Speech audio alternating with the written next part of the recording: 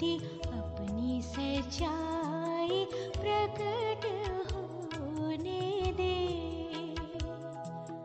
अपनी ज्योति अपनी सच्चाई प्रकट होने दे।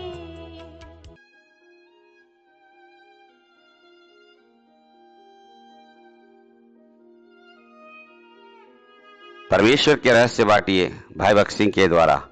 मार्च 24, बेथनिया के रहस्य।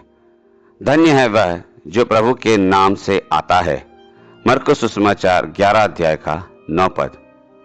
बेथनिया में से होकर यरूशलेम में प्रभु का यह चौथा प्रवेश एक गधी के बच्चे पर बैठकर हुआ, और इसके द्वारा यह दिखाया गया कि वह एक राजा की तरह प्रवेश कर रहा था। सबसे पहले तो हमें उसे एक राजा की तरह हमारे हृदयों में विराजमान करना होता है, फिर हमारे परिवार में, और अंत में हमारी कलीसियाई मंडली में।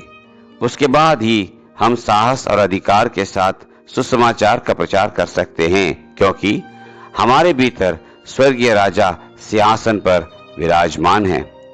जब हम पूरे अधिकार, पूरी शुद्धता और पूरी नम्रता में सुसमाचार सुनाते हैं, सिर्फ तभी उसके कुछ परिणाम आते हैं। मरकुस 11 अध्याय का 8 पद में हम देखते हैं कि बेथनिया में से कितना बड़ा आनंद शुरू हुआ था, जो यरूशलेम में भी जारी रहा था।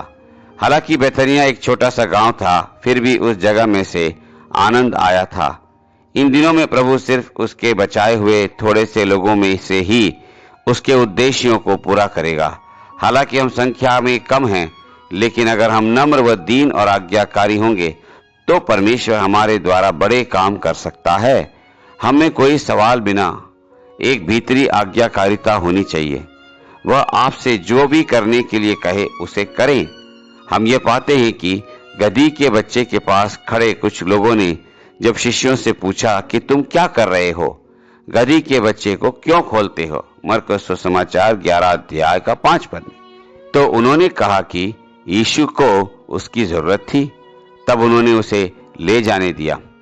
इसलिए प्रभु आपसे जो भी मांग करे उसे तुरंत स्वेच्छा से और आनंद के साथ पूरा करें, और तब आप एक जयवंत जीवन जीने के लिए, एक खुशहाल घर के लिए और एक जीवित कलीसिया के लिए उसकी सामर्थ्य का रहस्य पालेंगे।